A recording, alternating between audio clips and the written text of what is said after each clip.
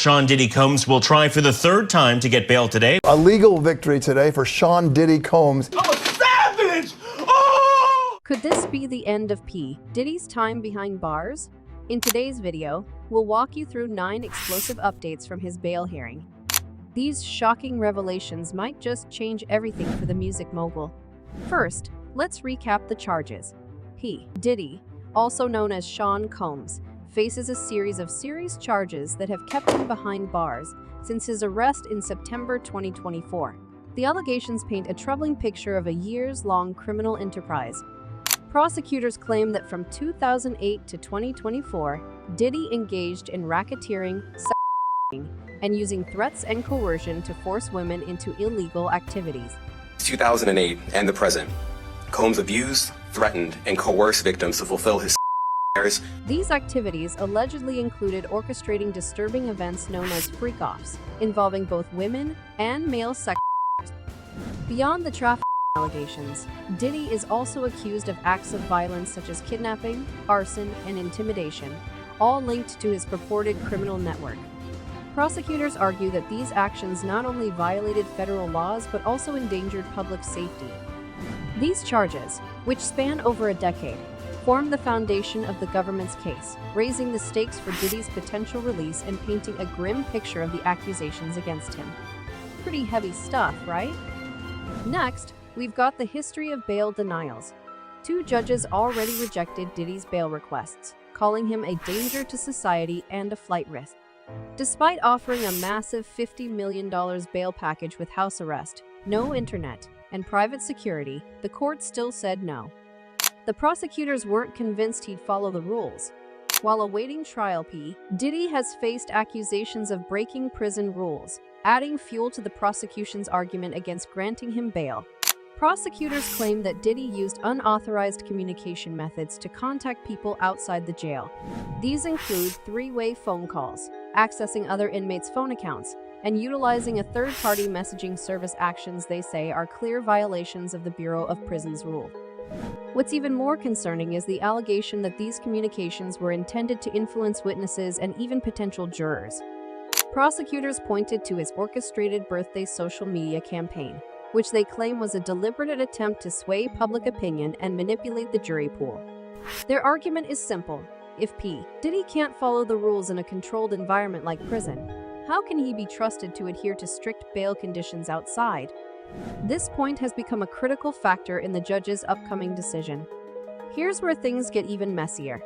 During a sweep of his jail cell, officials photographed his notes, which his lawyers claim were private and privileged. But when it was revealed some of these notes weren't labeled legal until after the fact, the judge warned the defense to keep things truthful. This raised eyebrows about the credibility of Diddy's legal team. A surprising twist in P. Diddy's bail hearing came when his defense team compared his case to that of Mike Jeffs, the former Abercrombie & Fitch CEO. Jeffs faced federal sex charges in New York, yet he was granted a $10 million bail. Diddy's lawyers argued that if Jeffs, accused of running an international trafficking ring, could secure bail, then Diddy should be eligible too. However, prosecutors quickly countered this comparison. They emphasized key differences between the cases. While Jeffs is 80 years old and has no recent history of obstruction, Diddy, at 55, is accused of ongoing obstruction even while in custody. Additionally, Jeffs' alleged actions didn't include violent acts like kidnapping or arson, which Diddy is accused of orchestrating. The judge pressed both sides on this comparison, as it raised important questions about fairness and precedent in granting bail. Ultimately, it remains a pivotal point in Diddy's case.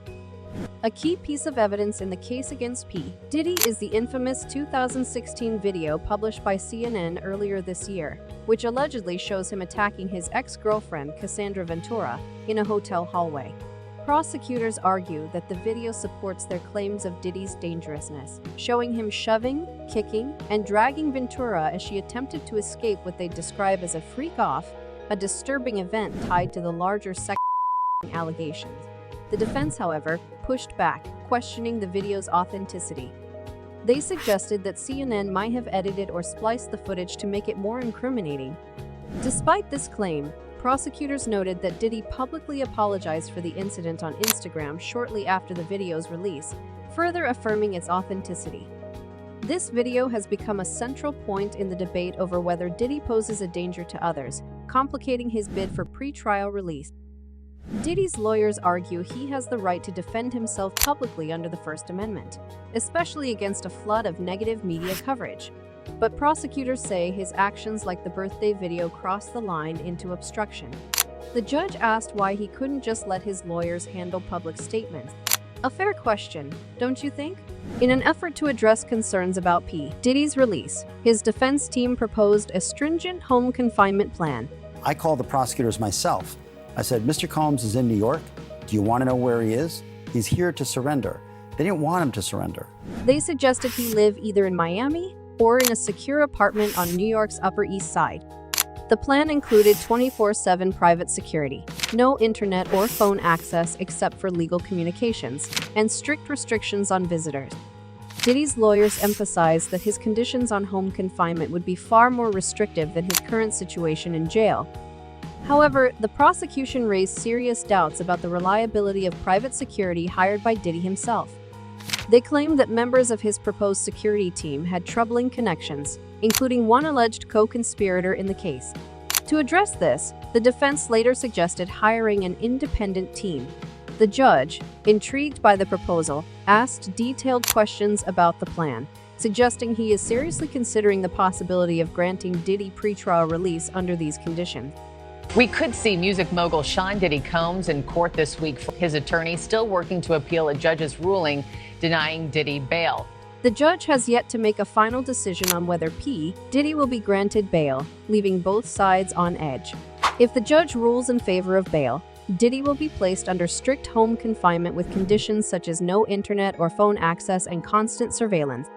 However, the stakes are incredibly high. If Diddy violates any of these conditions, he will be immediately returned to jail, likely losing any future chance of pretrial release. On the other hand, if bail is denied, Diddy's legal team has one last option. They can take the issue to the Second Circuit Court of Appeals, a higher court. The defense has already filed supporting arguments with the appellate court, but paused the process to wait for the current judge's decision. As the legal battle unfolds, the judge's ruling could come any day, potentially determining if Diddy spends Thanksgiving with his family or behind bars. So, there you have it, the latest updates in the P. Diddy case. Will he walk free or spend Thanksgiving in jail? Let us know what you think in the comments below. Don't forget to like, subscribe, and hit that notification bell so you don't miss our next update. Thanks for watching.